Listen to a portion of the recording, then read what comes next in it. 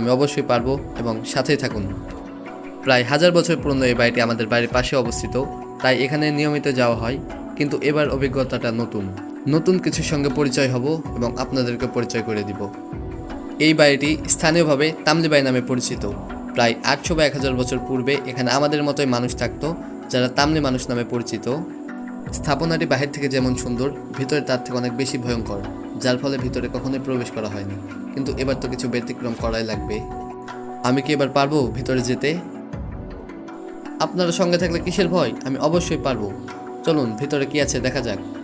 এখন আমরা যা দেখব তা আমার এবং আপনার জীবনের নতুন অভিজ্ঞতা, এবং আমি গ্যারান্টি দিতে পারবো এর আগে কখনোই আপনি এমন ভিডিও দেখেননি। আর যারা দেখেছেন তারা অবশ্যই কমেন্টে জানাবেন কোথায় এবং কেমন অভিজ্ঞতা ছিল আপনার।